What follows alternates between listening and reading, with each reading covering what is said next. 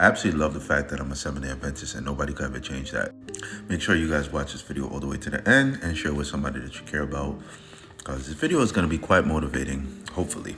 So a little bit more about me. I are a Seventh-day Adventist. My Jamaican accent is coming out. But one of the things that I love and enjoy about being a Seventh-day Adventist is just the history of fellowship that we had. Like, you don't understand. Being a Seventh-day Adventist really trained me to have a personality outside of the norm. Let me explain. So, Seventh-day Adventist, when I was growing up, it was really looked at as like a cult. I don't know why, but just the lifestyle that we had. We didn't drink, we didn't smoke, we don't have any tattoos. It just really helped me hone a personality and really become a different person outside of what the world dictates that a black man should be, you know? I'm talking about preaching in the church, being in the choir, pathfinders, going to church almost every single day, man.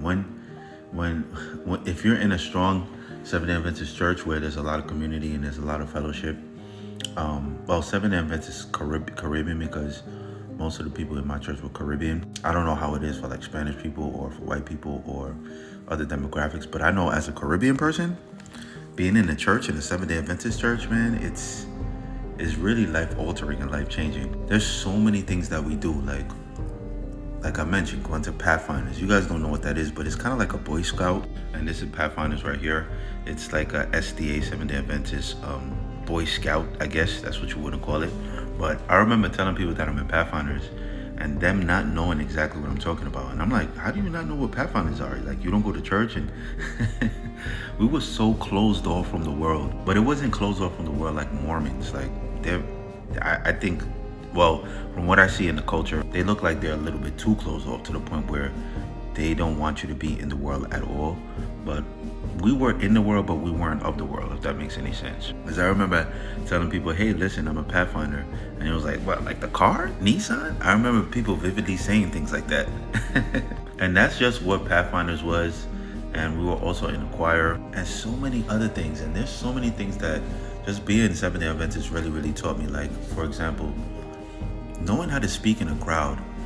Like, I'm so comfortable in front of people, it's not even funny. It's because of Pathfinder, and it's all because of Pathfinders and the Seventh-day Adventist lifestyle.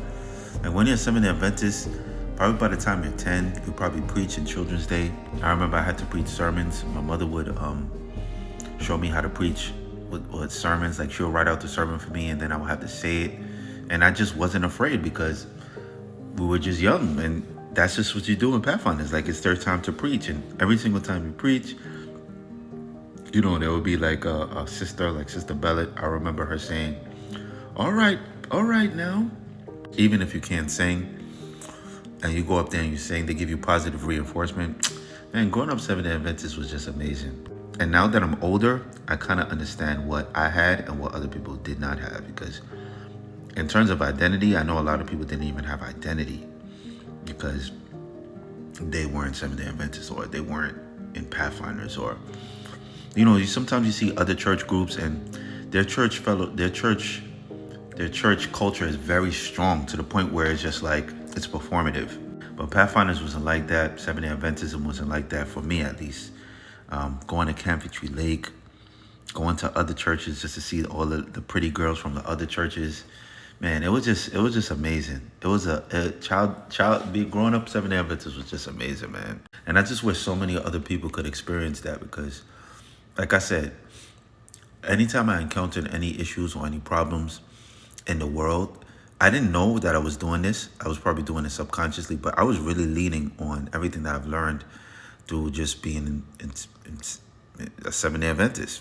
Like, I got my first girlfriend from from church, and it's like I learned everything. Bible Bowl, we had this thing called Bible Bowl where we would it was like you had to like study the Bible, certain passages from the Bible, and then you had to recite it, and then you get quizzed on it. We had Bible Bowl. I mentioned Pathfinders already. Junior choir practice. We had children's choir practice. We had adventurers. We had so many programs in the church that your whole mind, your body, your soul was just church. Everything was church. School was like an afterthought. And we were so immersed in the church that was our biggest influence. And I think that really took a lot of the load of parenting off of our mother and our father. You know, my mom and my dad, they had 3 boys. I was the eldest. And when church is, or the church culture is like the driving factor, unfortunately, in your life, it's a huge influence. And I think everybody should put their children in church, especially find a church fellowship community, a church community where they could just be in church all the time. I'm telling you, every day we went to church. Saturday we went to church because that was our Sabbath. Our Sabbath was on Saturday. And I was just so immersed in it that I remember there was a point in time where I felt almost proud. Like, wow, you guys don't go to church on Saturday? Well, I do. I felt proud. I didn't feel like I was missing anything. I really did. I don't know why I had a pride in it, but I just naturally had a pride in it because when I would go to school, I would look at the people in school and I would look at the people at church, and I'll judge the character of the people in school and judge the character of the people at church.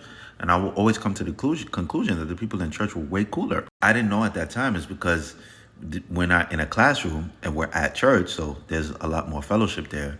But yeah, the people at school looked like they were, getting into weed and smoking and drinking. And I never was into that, getting into gangs and all that. And I was cool just being in the children's choir, going to church, and just being the kid that could play basketball and being super duper talented. I was exposed to singing. I was exposed to Pathfinders. I always talk about Pathfinders because I think I went up to guide, not master guide, but I went up to guide. But yeah, little things like that is just amazing. And I just wish all of the kids nowadays really had that opportunity to really experience it. I have a friend, he's like 27 years old, and he does nothing but go to work and come and go back home. Man, when I was 27, I was in church almost every day.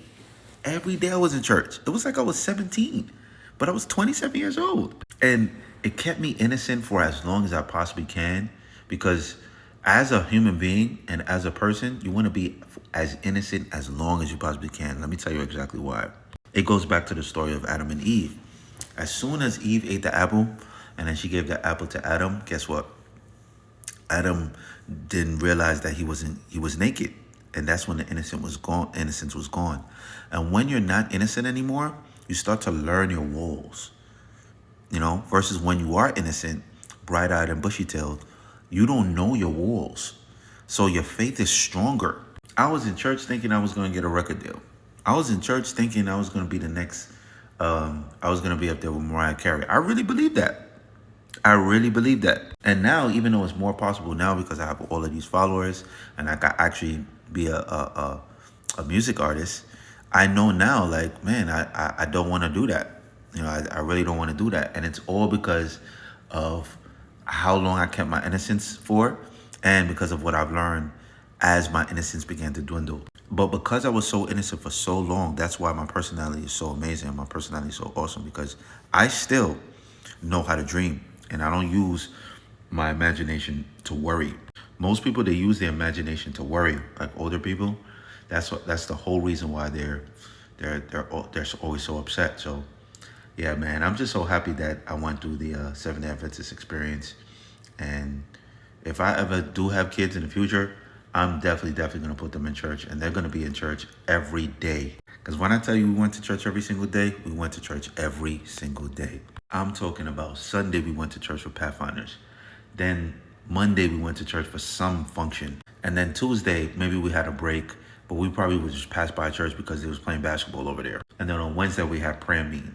And then on Thursday we had choir practice, for junior choir practice or something like that. And then on Friday was the Sabbath, and then on Saturday was church. And we was in church the whole day, and we loved it. We adored it. We loved it. And all of the things that we learned, it really is special and really is magical. So I don't know who this video is gonna reach, but man, being SDA is amazing. It was amazing. I really enjoy being SDA. And I honestly don't understand how people leave the church. I really don't. I really don't understand how people leave the church, because there's no place like home. No place. I don't understand how people go and leave the church, but to each his own. But I know for me personally, there's no place like home. So yeah, thank you for watching this video, and I'll see you in my next video. But yeah, if you're a Seventh-day Adventist, keep on going to church. One of the best decisions you could ever make is to be a Seventh-day Adventist. I promise you. Thanks for watching, guys. Take care.